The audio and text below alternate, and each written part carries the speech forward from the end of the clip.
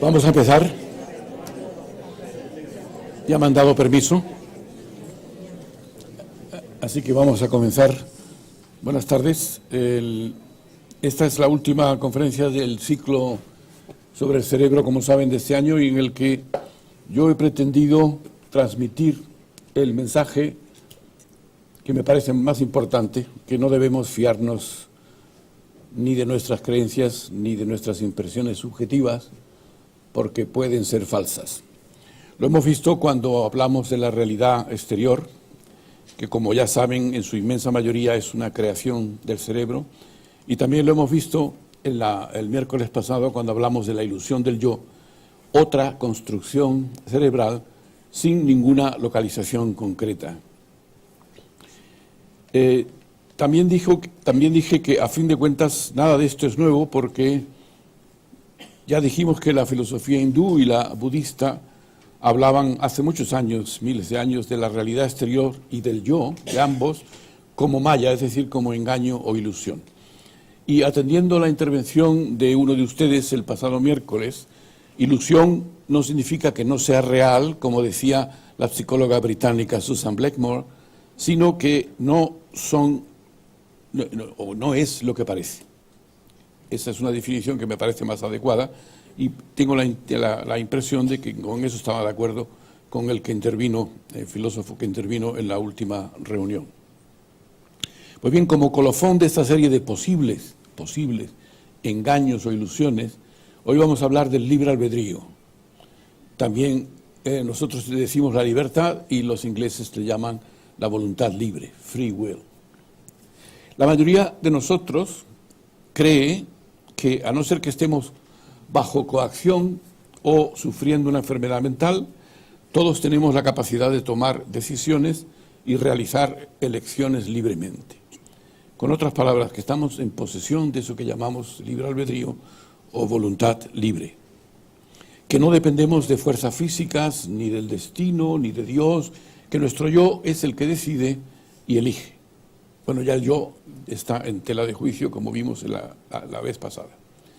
No obstante, a pesar de esta impresión, parece que la neurociencia moderna piensa, al menos una parte de los neurocientíficos entre los que yo me encuentro, que no es más que una ilusión, es decir, que el fantasma de la falta de libertad nos acecha, que no el fantasma de la libertad, que es como la editorial crítica publicó mi libro. Yo no estaba de acuerdo con ese título, pero la editorial hace lo que le da la gana, no sé si lo saben, pues que a partir de ahora ya lo saben. Yo lo hubiera titulado El fantasma de la falta de la libertad, lógicamente. Es decir, que parece evidente que nuestras decisiones y elecciones suelen ser el resultado de toda una serie de factores sobre los que no tenemos ningún control consciente. Herencia genética, experiencias que hemos vivido y que dormitan en nuestra memoria, la mayoría de ellas implícitas o inconscientes, pero que pueden ser activadas en cualquier momento, circunstancias actuales o fines que hayamos planificado previamente. En realidad, seguimos asumiendo la existencia de un pequeño hombrecillo, un homúnculo, dentro del cerebro, como ya mencioné en una conferencia anterior, un homúnculo que toma todas las decisiones y realiza todas las elecciones, aunque la existencia de ese homúnculo ha sido rechazada desde el punto de vista neurocientífico, no solo por la ausencia en el cerebro de un centro que lo albergue, sino también porque exigiría, como dije la vez pasada, la presencia de otro homúnculo dentro de ese homúnculo y así sucesivamente. En la literatura filosófica encontramos tres posturas diferentes ante el tema de la libertad. El libertarianismo, los libertarios que piensan que somos libres. El determinismo, aquellos que piensan que estamos determinados por las leyes de la naturaleza, como el resto del universo. Y finalmente el compatibilismo, los compatibilistas que piensan que a pesar de que estamos determinados, sin embargo somos libres. Una especie de cuadratura del círculo, a mi entender. De manera que los libertarios y los deterministas dicen que si la conducta está determinada, la libertad es una ilusión, claramente. Y los compatibilistas y los deterministas asumen la existencia del determinismo. Y ha dicho que los compatibilistas también la asumen, a pesar de que dicen que somos libres, pero aceptan que estamos determinados por las leyes de la naturaleza. Y el compatibilista suele decir, que además es la mayoría de los filósofos actuales, que la libertad es compatible, como he dicho, con el determinismo. Ya dijimos en la última conferencia que los libertarios, es decir, los que abogan en favor de que somos libres, muchos de ellos invocan una entidad metafísica que el otro día hablamos, que se llama alma, como la consecuencia, como la causa, perdón, de nuestros actos voluntarios y de nuestros actos libres, entre comillas, habría que poner a partir de ahora. Y ya dijimos en la última conferencia del miércoles pasado que esa hipótesis del alma no suele solucionar nada. Primero, por la dificultad que entraña que un ente inmaterial actúe sobre la materia del cerebro, cosa que contradice las leyes de la termodinámica, porque para mover la materia hace falta energía y un ente inmaterial por naturaleza no tiene energía. Pero es que además, la hipótesis del alma, también dijimos la vez pasada, es una explicación sin duda, pero invalida cualquier investigación ulterior, porque la creencia en el alma hace superfluo cualquier esfuerzo por conocer cuáles son las razones y los mecanismos de lo que llamamos la ilusión del yo. Así que los compatibilistas afirman que tanto los deterministas como los libertarios están equivocados y que la libertad es compatible con el determinismo. Lo repito varias veces para que quede bien claro. Es decir, que los compatibilistas asumen algo que es evidente, que los sucesos neurales inconscientes determinan nuestros pensamientos y acciones, ¿están de acuerdo? Y que ellos a su vez están determinados por causas previas sobre las que no tenemos control. Esto lo asumen sin problemas los compatibilistas. Y sin embargo, como digo, creen en que la libertad existe. Claro, cuando decimos que la falta de libertad puede ser una ilusión, entonces todo esto nos provoca a todos, una desazón profunda. ¿Por qué? Pues porque, como dicen los anglosajones, es algo contraintuitivo, está en contra de nuestra manera de sentir y nuestra intuición. Y por eso muchos han recurrido a la física cuántica para evitar el determinismo, aludiendo a que al nivel cuántico ese determinismo no existe y que la probabilidad y el azar son los que dominan ese ámbito, el nivel de la microfísica. Pero claro, se ha argumentado también, y con mucha razón, que asumir el determinismo, mejor dicho, sustituirlo, el determinismo por el indeterminismo, o por el azar, o por la probabilidad, no solamente no soluciona el problema, sino que lo agrava. Imagínense que dependemos de la probabilidad, del azar, etcétera, para tomar nuestras decisiones. Así que, como saben, la física cuántica nos dice que a nivel de las partículas elementales subatómicas no existe el determinismo, que estas no se rigen por las leyes de Newton, de la macrofísica, que las leyes de causa y efecto no rigen a ese nivel cuántico. Pero el problema es que el funcionamiento del cerebro se realiza a un macro nivel que está regido por las leyes de Newton, como todas, como la física clásica. Imaginemos, por ejemplo, lo que ocurriría si, por ejemplo, trasladásemos el indeterminismo al macro nivel de las sociedades. Sería todo un caos. Es decir, con otras palabras, si las decisiones o elecciones que tomamos son el resultado de sucesos aleatorios, el libre albedrío tampoco existiría.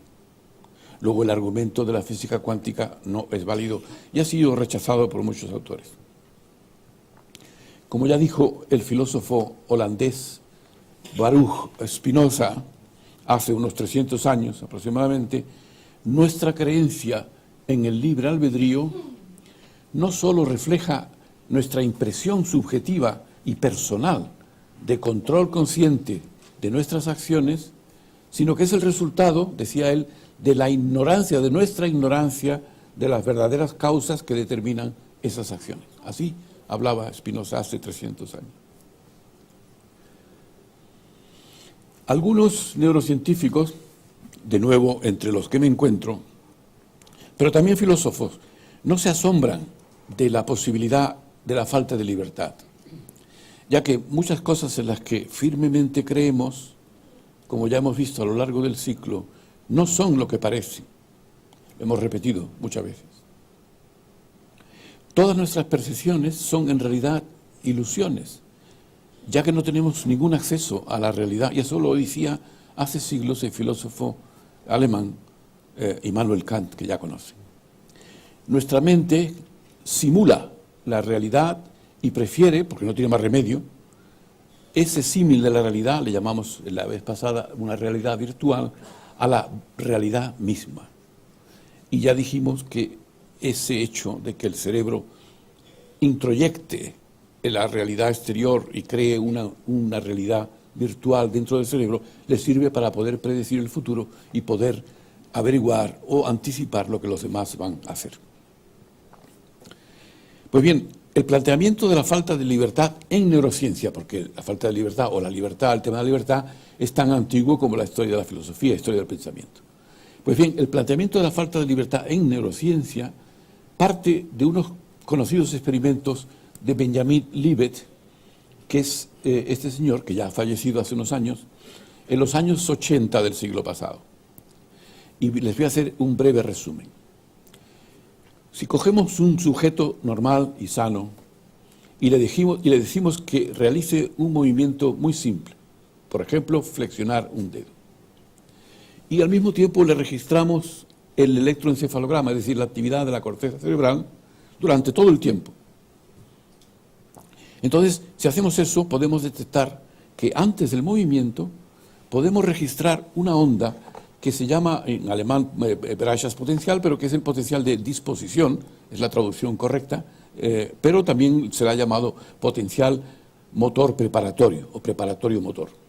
Y esta onda negativa que comienza sobre los lóbulos frontales y se va extendiendo y se va dirigiendo hacia la corteza motora y aproximadamente unos 100 milisegundos antes de que se produzca el movimiento, la corteza se activa, envía las órdenes a la médula espinal, a las motoneuronas.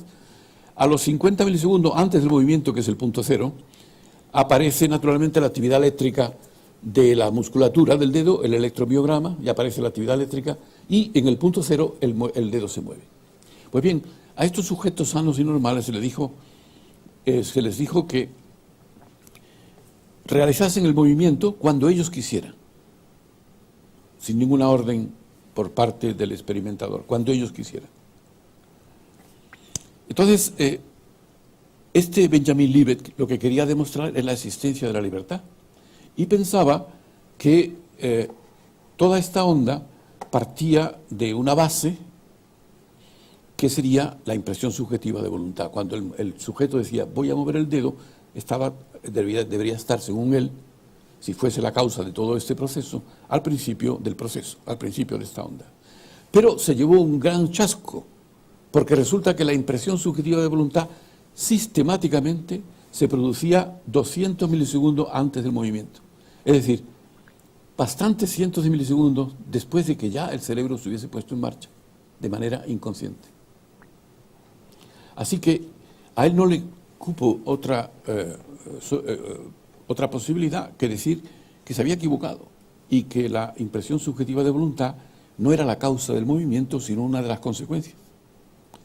De la consecuencia de una actividad eléctrica inconsciente que es muy anterior a la impresión subjetiva del sujeto voy a mover el dedo.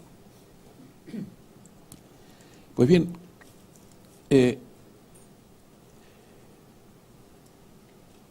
ante esos resultados, como he dicho, que han sido luego corroborados y ampliados en otros laboratorios, por ejemplo, en el Reino Unido con Patrick Haggart y Manfred Eichmann en el año 99, luego después en Berlín por se llama John Haynes, Dylan Haynes. En Berlín se ha repetido de nuevo con resonancia magnética nuclear y estos experimentos se han siempre confirmado. Es decir, la impresión subjetiva de voluntad no es la causa del movimiento, sino una consecuencia de una actividad inconsciente del cerebro. Entonces, ante estos resultados, ¿qué dice Libet? Porque quería salvar la idea de la libertad. Y entonces dice, bueno, si la impresión subjetiva de voluntad se produce aproximadamente unos 200 milisegundos antes del movimiento, pues a lo mejor el cerebro tiene la posibilidad en esos 200 milisegundos de vetar el movimiento. En cuyo caso, pues salvaría la idea de que el cerebro, o mejor dicho, el yo consciente es libre de hacer una elección y vetar simplemente el movimiento. Con el argumento de que el veto, es decir, no hacer algo, no sería un acto voluntario, decía él, y que no produciría ningún potencial de disposición, porque si produjese un potencial de disposición, en 200 milisegundos no hay tiempo, porque el potencial que ven son aproximadamente entre 1000 milisegundos y 850 milisegundos antes del movimiento. En los 200 milisegundos no hay tiempo para vetar si realmente el veto necesitase el mismo procedimiento. Esta historia de no hacer algo, Benjamin Libet le llamó el free want, que es el no hacer, el no querer, en vez del free will, que es la voluntad libre. Desde luego ya resultaba difícil tener que aceptar que acciones negativas tenían que ser diferentes a las acciones positivas. Y desde luego, efectivamente, se ha comprobado experimentalmente que sujetos entrenados para dejar de realizar una acción determinada también mostraban el mismo potencial de disposición. Luego, por tanto, no había tiempo para el veto como quería Libet. Desde luego, a mí me parece extraño que Benjamin Libet se asombrase de estos resultados. ¿Y por qué? Pues porque él había en experimentos anteriores constatado que si estimulaba eléctricamente la piel de la mano, a los pocos milisegundos llegaba un potencial al otro lado, al hemisferio contralateral, porque las fibras cruzan, y en pocos milisegundos se registraba un potencial en la corteza sensorial, corteza somestésica que se llama. Ahora bien, Libet constató que para que ese impulso se hiciese consciente, la corteza necesitaba 500 milisegundos. Es decir, que esos estímulos que llegaban a la corteza tenían que girar en lo que se llama circuitos reverberantes dentro de la corteza hasta que el sujeto se hace consciente del impulso que llega. Sin embargo, el sujeto tenía la impresión subjetiva de que la estimulación eléctrica de la mano y la percepción eran simultáneas en el tiempo. Otro engaño cerebral. No es en el tiempo, no es simultánea. El impulso producido el impulso de táctil producido por la estimulación de receptores en la piel llega mucho antes que los 500 milisegundos que necesita el sujeto para que esa impresión sea consciente. Luego, es un engaño cerebral sin duda ninguna. Y hay otro ejemplo mucho más sencillo. Si ustedes se tocan la nariz con el dedo, entonces parece claro que la percepción en la nariz del dedo, en la nariz, llega mucho antes al cerebro que la percepción del dedo en la nariz, porque necesita todo un trayectorio mucho más largo. Sin embargo, la impresión que nosotros tenemos es que es simultánea. Es mentira, no es simultánea. No puede serlo, porque la velocidad de conducción es similar en un caso y en el otro. Y el trayecto entre nariz y cerebro es mucho más corto que entre el dedo y el cerebro. Luego, lógicamente, Libet tenía que haberse dado cuenta de que el cerebro engaña con el tiempo. El cerebro engaña con el tiempo. Y la impresión subjetiva, por ejemplo, aquí, de que es el comienzo de todo este proceso, pues no es cierta. El cerebro antecede temporalmente la impresión subjetiva cuando en realidad ocurre mucho más tarde. Luego está jugando con el tiempo. El tiempo no le importa gran cosa al cerebro. Pues bien, repito, experimentos similares a los de Libet se hacen primero en el Reino Unido y luego después en Berlín, en Alemania. Y los experimentos de Berlín son interesantes por lo siguiente. Primero, porque utilizan la resonancia magnética funcional, es decir, una técnica moderna de neuroimagen. Y segundo, porque la actividad inconsciente en esos pacientes registrados con resonancia magnética comenzaba entre 7 y 10 segundos antes del movimiento. Es decir, la actividad inconsciente en el cerebro. Es decir, 7.000 a 10.000 milisegundos. Ya no eran los 850 de Libet, sino 7.000 a 10.000. Una eternidad en neurociencia. Pero no solamente eso, sino que a los 6 segundos antes del movimiento, el experimentador podía predecir exactamente lo que iba a hacer el paciente. Si tenía que elegir entre A o B, el experimentador a 6 segundos antes de que el sujeto lo hiciese, ya decía, va a elegir B, efectivamente, B. De acuerdo con la actividad cerebral que él registraba con la resonancia magnética. Desde luego, estos resultados, yo lo siento mucho, pero a mí me parecen difícilmente compatibles o compaginables con el sentido que tenemos de que somos los autores conscientes de todas nuestras acciones. Antes de ser conscientes de nuestros actos, el cerebro ya ha determinado lo que vamos a hacer. Y creemos que esa toma de conciencia es la causa de una acción, cuando no es cierto. Claro, para la mayoría de las personas, como he dicho antes, estos resultados son sorprendentes. Sobre todo porque la falta de voluntad, como he dicho, no es algo molesto, no solamente molesto, sino contraintuitivo, va en contra de lo que nosotros pensamos. En neurociencia ya no lo es tanto porque sabemos que tanto el movimiento como la impresión subjetiva de voluntad son resultado de la actividad cerebral. Y la inmensa mayoría de la actividad cerebral discurre de manera inconsciente. Aparte de ello, en relación con lo que dicen los filósofos, los términos que son corrientes en filosofía pues ya no tienen un correlato muy exacto en neurociencia. Por ejemplo, propósito, la palabra propósito o intencionalidad, son términos cercanos a la libertad, están muy cerca de la palabra libertad. Pero en neurociencia no se dice, para poner solo un ejemplo, que tenemos el reflejo corneal para parpadear cuando tocamos la córnea, ¿no? O para proteger al ojo. Es una forma de pensamiento teleológico, es decir, dirigido hacia una meta, hacia un fin, que no constituye ninguna explicación del mecanismo del reflejo. Tampoco decimos que las raíces de una planta absorben el agua con el propósito de llevar el agua a las hojas del árbol, o que el corazón tiene el propósito de llevar la sangre a los tejidos del organismo. Es casi como decir que tenemos una nariz para sostener las gafas. Por cierto, algo que decía irónicamente el filósofo Pangloss en la novela de Voltaire, Candide. En otro orden de cosas se ha calculado, y volviendo otra vez a la cantidad de información inconsciente que maneja el cerebro, se ha calculado por informáticos la información que llega al cerebro procedente de los órganos de los sentidos. Pues bien, esta información, esto es lo que Libet ponía a los sujetos. Le ponía una especie de reloj y le decía que cuando tuviesen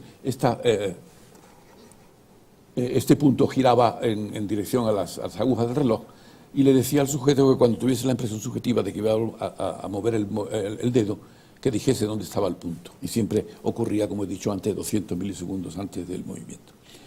Bueno, es decir, que el resultado de los experimentos de Libet era que si el potencial comenzaba aproximadamente 500, en realidad 850 milisegundos antes, yo he decidido de mover el dedo, ocurría mucho más tarde, 200 milisegundos antes de que el dedo se moviese. Eso ya lo hemos visto. Bueno, pues repito, se ha calculado la cantidad de información que llega al cerebro por parte de los órganos de los sentidos. Y tenemos aquí los datos, es aproximadamente poco más de 11 millones de bits. Bits es la unidad de información por segundo, bytes. Y tenemos que los ojos, que es naturalmente el órgano de sentido más importante para nosotros, transmite 10 millones de bits, los oídos 100.000, el olfato otros 100.000, el gusto solamente 1.000 y el tacto 1 billón, 10 millones, etc. Es decir, entonces los informáticos han preguntado, bueno, ¿y cuál es la cantidad de información que maneja la conciencia?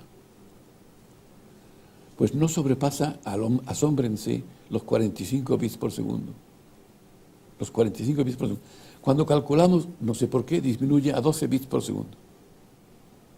Esto entre más de 11 millones y pico de bits por segundo que llega por parte de los órganos de los sentidos.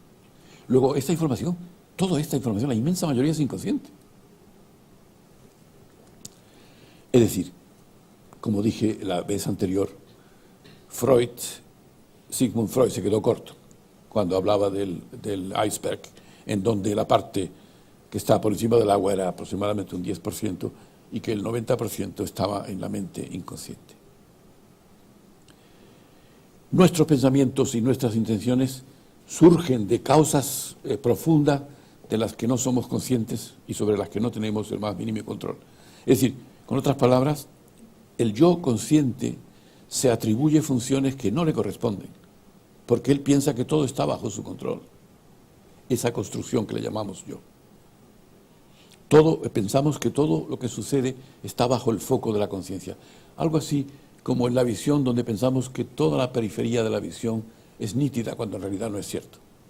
O que toda la periferia de la visión tiene colores cuando en realidad es mentira, porque no hay receptores para los colores en la periferia de la retina. Pues bien, este tema de la conciencia, de que la conciencia no lo controla todo, es muy importante para los argumentos, para rebatir los argumentos de los compatibilistas, lo que voy a hacer posteriormente.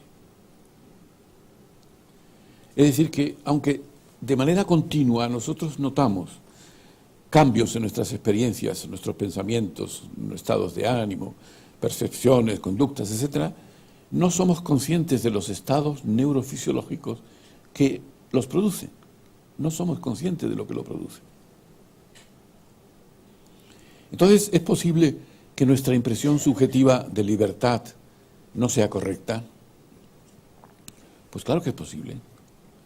El otro día mencioné que muchas impresiones subjetivas han resultado ser falsas y no me refiero solamente a las ilusiones ópticas que todos conocen, sino también, por ejemplo, a que el Sol girase alrededor de la Tierra, si recuerdan, una creencia mantenida desde el siglo IV a.C. por Aristóteles hasta el siglo XVII por Copérnico y Galileo. 20 siglos nada menos de una impresión subjetiva completamente falsa. Y todavía decimos, como dije el otro día, que el Sol sale por Oriente y se pone por Occidente. Lo seguimos diciendo. Un ejemplo clarísimo de antropocentrismo, no vamos a entrar en ello, pero es muy importante el antropocentrismo para muchas de las ilusiones. Desgraciadamente, el otro día no lo dije, pero en la Biblia, en el libro de Josué, en el capítulo 10 se dice que Yahvé, es decir, Dios, paró el sol y la luna para que los israelitas pudieran aniquilar a los amorreos en una guerra contra los amorreos. Y claro, la consecuencia fue la siguiente: si Dios para el sol, significa que el sol se mueve. Por tanto, la afirmación de Copérnico, Galileo, Giordano Bruno eran falsas. Bruno, como saben, Giordano Bruno lo pagó siendo quemado por hereje, por orden de la Inquisición, en una hoguera en la piazza del Campo dei Fiori en Roma, en donde hay una estatua muy bonita suya, y hoy es un mercado de frutas y de verduras. Y Galileo sufrió, como saben, un arresto domiciliario hasta su muerte en 1642. Es decir, la libertad, al parecer, es una parte de la ilusión del yo, de la existencia de una persona, un homúnculo, como he dicho antes, que controla todo lo que sentimos y todo lo que hacemos. Y de la misma manera que no se ha podido constatar la existencia de este yo en ninguna parte del cerebro, es muy probable, yo soy ahí un poco cauto, es muy probable que la libertad sea también una ilusión, una construcción cerebral, ya que esa libertad va unida conceptualmente al yo consciente. Me parece que en una de las conferencias también mencioné que un ejemplo de pérdida del sentido de libertad es el hipnotismo, ¿no? Aquí se producen movimientos inducidos por el hipnotizador sin que el sujeto tenga la impresión de voluntad. Es algo parecido a lo que ocurre en neurología con el síndrome de la mano ajena, en el que el paciente, debido a una lesión del cerebro, tiene la convicción de que su mano, una mano, por ejemplo, es movida por otra persona o controlada desde fuera. Había un paciente que decía, la luna está controlándome la mano, etcétera. No la considera como suya, controlada por su voluntad. Y también mencioné que en el hipnotismo es curioso, cuando el hipnotizador le dice al experimento que camine a gatas por el suelo, y si lo despierta en ese momento y le pregunta al sujeto, ¿qué haces en el suelo a gatas? El sujeto dice, estoy buscando una moneda que se me había caído, cualquier cosa. Es decir, es un ejemplo del yo consciente que es un intérprete de una conducta que no conoce, porque el yo durante el hipnotismo desaparece y por tanto a posteriori tiene que interpretar una conducta y como no la conoce, pues genera una historia plausible, aunque es completamente falsa. Es decir, el neurocientífico Michael Gazzaniga, que ya lo conocen, me parece, de otras reuniones, le llama al yo, le llama intérprete, al yo consciente, un intérprete. Yo le he llamado mistificador porque no solamente interpreta, sino que además engaña, ¿no?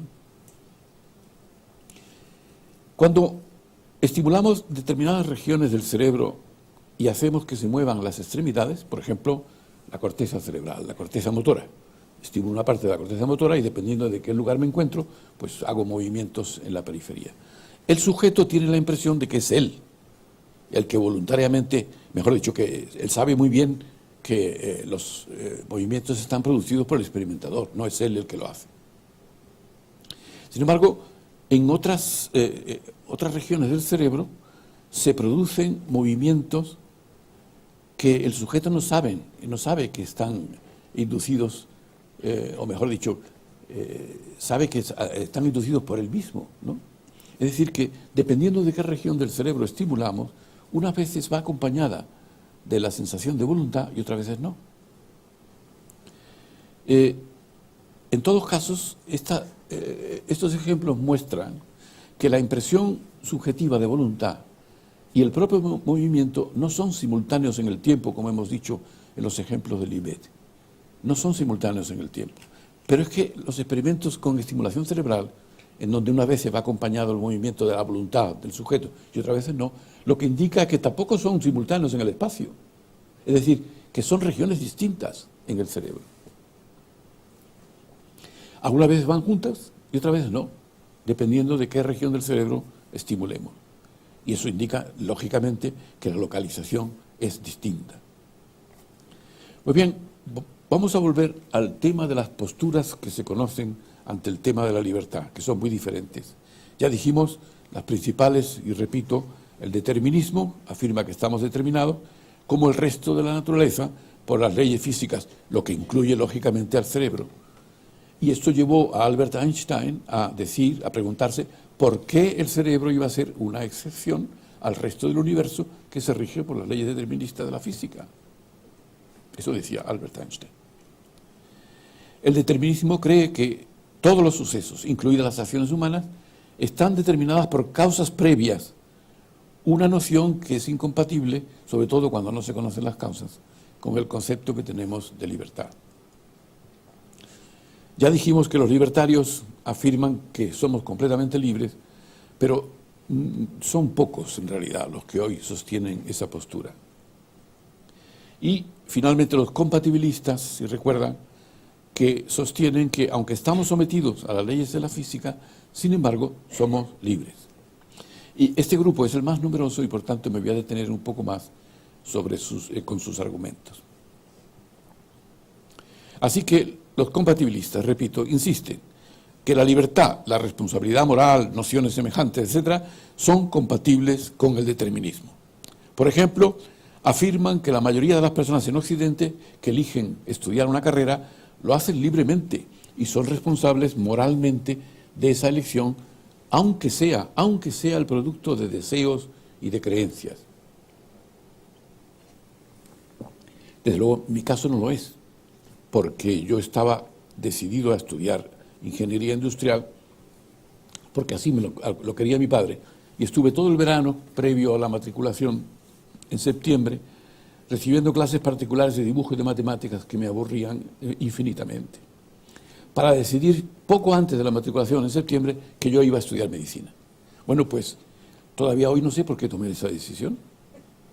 Y ha pasado mucho tiempo, porque eso fue en el siglo pasado, como saben. Es decir, estamos, por tanto, vamos a ver entonces los problemas que plantea el compatibilismo.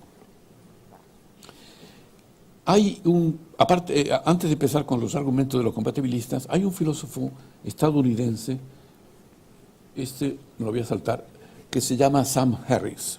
Este dice que el concepto popular de libertad se basa en dos supuestos. Primero, que cada uno de nosotros puede actuar de manera diferente a como lo hace. Este es un argumento compatibilista importante que luego rebatiré. Y segundo, que nosotros somos la fuente consciente de la mayoría de nuestros pensamientos y acciones. Y añade, ambos supuestos son falsos. O nuestras voluntades están determinadas por causas previas y no somos responsables de ellas, o son el producto del azar y tampoco somos responsables de ellas, si son el producto del azar.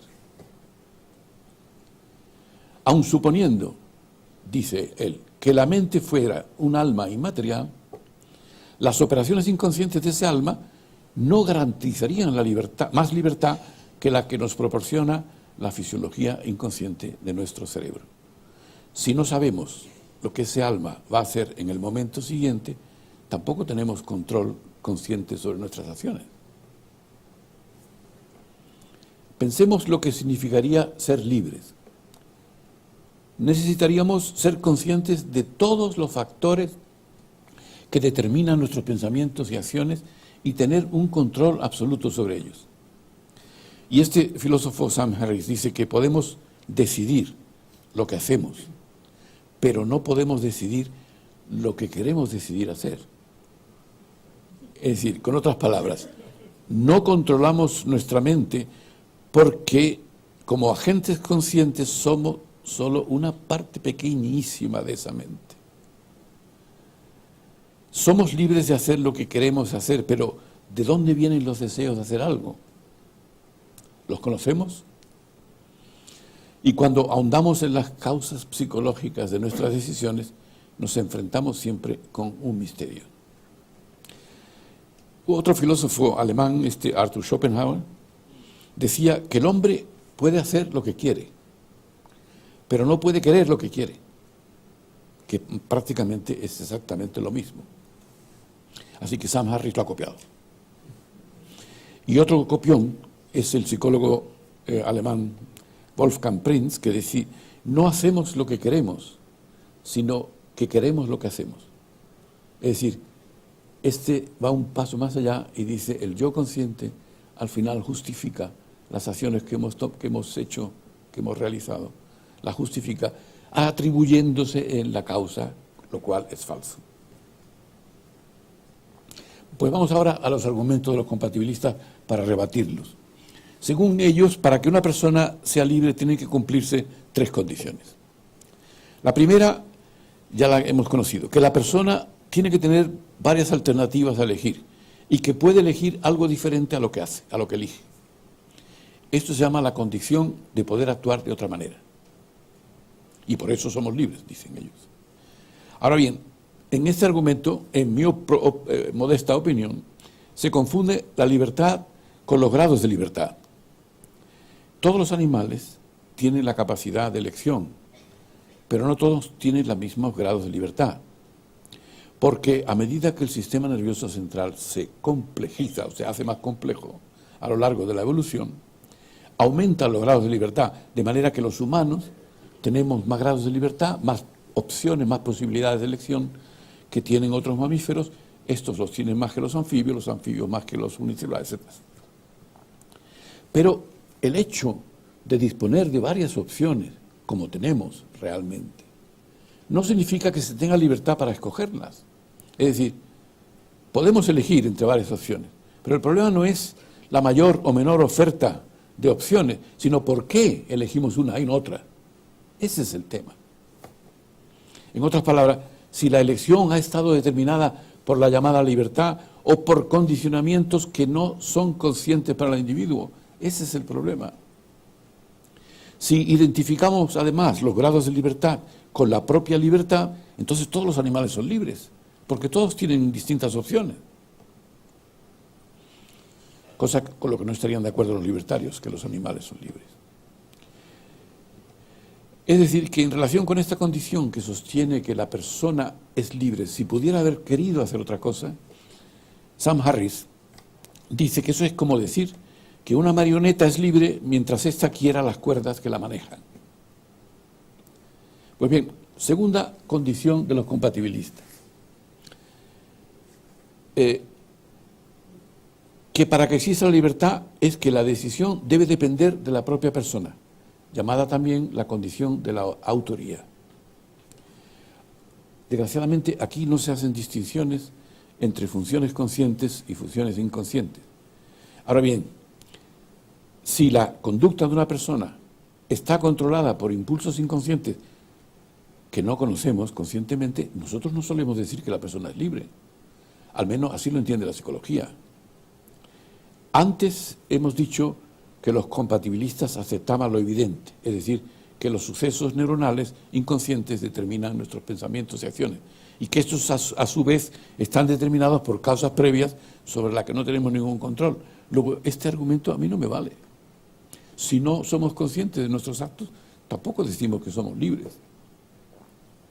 Bueno, pues a pesar de ello, el filósofo estadounidense Daniel Dennett, que algunos conocerán, sostiene que todos somos responsables, no solo de los actos conscientes, sino también de los inconscientes.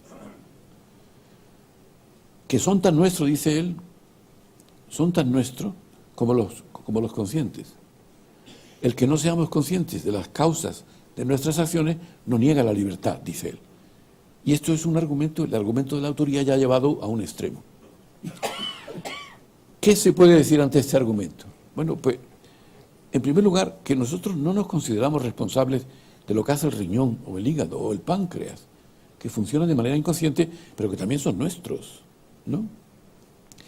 En realidad, en el sentir popular, sobre lo que hacen nuestros órganos internos, nos sentimos más bien las víctimas que las causas, ¿no? Sobre todo cuando enfermamos.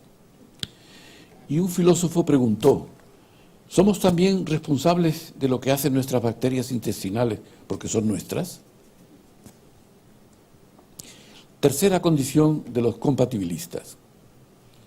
La tercera condición a mí me parece una perogrullada, un truismo, es obvio, que lo que decide la persona tiene que estar sometido a su control y que ese control debe estar libre de cualquier tipo de coacción. Esto es antiquísimo, esto es de Aristóteles. Es lo que se ha llamado también la condición de control. Esta condición en parte contradice la condición de autoría. Y la condición es total si en vez de control se dijese control consciente, pero no se dice. Así que a mí siempre personalmente tengo que decir que me ha parecido extraordinariamente contraintuitivo el hecho de que sea posible que no tengamos libertad, porque todos lo sentimos profundamente. Sin embargo, a nadie le llama la atención que no tengamos control ninguno consciente sobre lo que almacenamos en la memoria. Cuando esos contenidos van a ser clave para el futuro del organismo. Cualquier vivencia que nosotros sentimos, experimentamos, es comparada automáticamente con esos contenidos de la memoria para poder decidir si suponen un peligro para la supervivencia del organismo o no. Factor extraordinariamente fundamental para la supervivencia. Si no tuviésemos eso, no estaríamos aquí. Esta comparación de las vivencias con la memoria es totalmente inconsciente y a nosotros no nos llama la atención. Tampoco controlamos lo que almacenamos en la memoria. Todo esto no nos llama la atención. Sin embargo, la memoria es mucho más importante que la libertad desde el punto de vista biológico, como acabo de explicar. Entonces, ¿por qué nos rajamos las vestiduras cuando oímos que es posible que no seamos libres y sin embargo no nos importa que la memoria no tengamos control consciente sobre ello? Ni que tampoco tengamos control sobre la comparación de lo que experimentamos con los contenidos de la memoria. Yo suelo decir que los experimentos que se han realizado hasta ahora Primero con la electroencefalografía, como dije, luego con técnicas modernas de neuroimagen, como la resonancia magnética funcional, la tomografía por emisión de positrones, etcétera, han arrojado resultados que pueden interpretarse como que la impresión subjetiva de libertad es una ilusión. Pero si experimentos futuros apuntasen a lo contrario, a que la libertad existe, pues tendríamos que cambiar de opinión, cosa que en ciencia no es ningún problema. Muchas cosas que nos han parecido ciertas, luego resultan falsas o falsas verdaderas con nuevos experimentos. Pero hoy por hoy yo no veo ningún argumento satisfactorio ni tampoco ninguna posibilidad de experimentación que indique que la libertad existe. Y por tanto, la hipótesis que hoy puedo sostener es que es otra ilusión, que no me extraña porque ya hemos visto que el cerebro genera muchas. Desde luego las consecuencias de este hecho son terribles y múltiples para muchas disciplinas. Para la religión, porque la religión, todas las religiones, sobre todo las religiones del libro, es decir, las grandes religiones monoteístas, el judaísmo, el cristianismo y el islam, se basan en el concepto del pecado. Es más, en la religión cristiana, como sabemos, el pecado incluso lo heredamos sin que hayamos tenido culpa alguna, el pecado original. Así que si la persona no tiene libertad, entonces el pecado desaparecería. Por tanto, tiene una gran importancia estas elucubraciones que la neurociencia está haciendo. Pero también tiene consecuencia para el derecho penal, porque el derecho penal se basa fundamentalmente en la culpa, se basa en la responsabilidad, en la imputabilidad del sujeto, del reo o de la persona que comete un delito. ¿Significa esto? Es más, en Alemania hay penalistas importantes que ya han planteado de que habría que revisar el Código Penal e introducir estos conocimientos, porque aunque no cambiemos el castigo que le demos a la persona que delinque, habrá que apartarlo de la sociedad, cosa que no solamente lo hacemos nosotros, sino lo hacen los chimpancés, lo hacen otros animales. Cuando una persona no se somete, ya estamos. Cuando una persona no se somete a las reglas que la propia comunidad tiene impuestas, pues el sujeto es apartado de la sociedad. Es más, en la comunidad, por ejemplo, de los primates no humanos, lo condenan al ostracismo y naturalmente a una muerte segura, porque fuera de la comunidad estos animales no pueden defenderse. Luego, nosotros no vamos a cambiar el castigo a las personas que delinquen, pero sí vamos a cambiar la imagen que tenemos de esa persona, porque si esto es cierto, entonces es falsa. Es importante también para la bioética, y no voy a enumerar para todas las disciplinas para lo que esta opinión o este hecho es importante. Ya en Estados Unidos ha habido casos en donde sujetos que habían delinquido afirmaron que no habían sido ellos, sino sus cerebros. Sí, ya es un poco de guasa. Por eso algún neurocientífico ha dicho que tendríamos que, me refiero a Wolfstinger, por dicho sea de paso, compañero mío director del Instituto Max Planck de Frankfurt, ha dicho que tendríamos que hacer como si la libertad realmente existiese. O sea que él acepta la falta de libertad, pero dice que habría que actuar como si la libertad realmente existiese. Y hay un filósofo israelí de la Universidad de Haifa, que es Sol Smilansky, que es este señor, que dice que para mantener nuestros mundos moral y personal intactos, necesitamos la ilusión de la libertad. La ilusión nos ayuda a mantener y en parte incluso a crear aspectos cruciales de nuestra realidad moral y personal. Bueno, este concepto que Smilansky tiene de ilusión se parece al que expresó Sigmund Freud en su obra El porvenir de la ilusión, o sea, una ilusión en la que el cumplimiento de un deseo es el factor primordial de su motivación, ignorando de esta manera sus relaciones con la realidad. Hay un libro de un filósofo alemán que es ese señor Hans Weichinger, y el libro está aquí a la derecha, por eso vamos a mover un poco. que se llama la filosofía del cómo sí, die Philosophie des Als ob, la filosofía del cómo sí. Y este autor, del siglo XIX, por cierto, ya hablaba de ficciones prácticas, praktische Fiktionen en alemán, muy fácil, ficciones prácticas, o sea, que ya al comienzo de un capítulo nos dice, en el umbral de estas ficciones, y estoy citando ahora a Weichinger literalmente, en el umbral de estas ficciones nos encontramos enseguida uno de los conceptos más importantes que la humanidad ha formado, el concepto de libertad.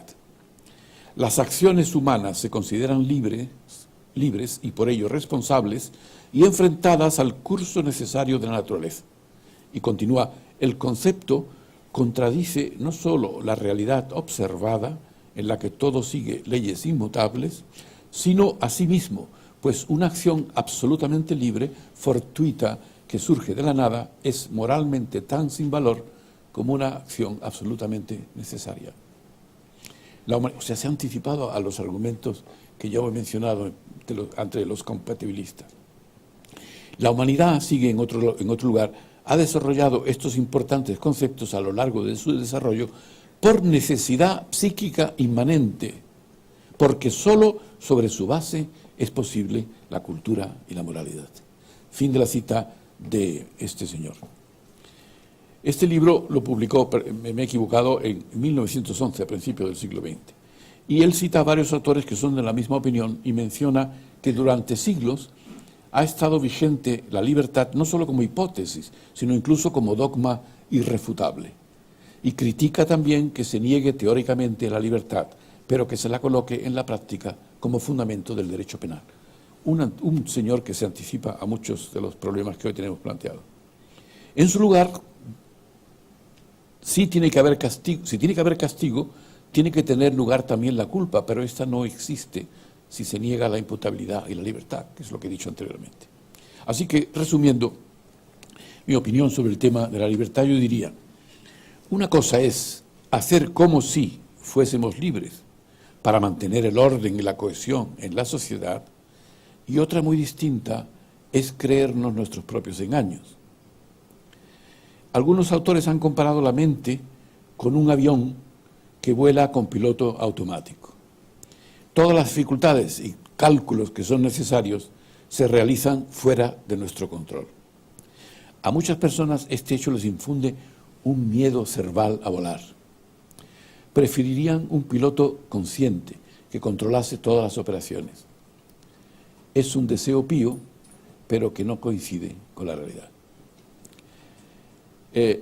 Hay un dicho que aprendí en Alemania y que se me quedó grabado y que dice lo siguiente: el que en la oscuridad del bosque silba puede que ahuyente su miedo, pero no por eso va a ver más claro. Muchas gracias por su atención.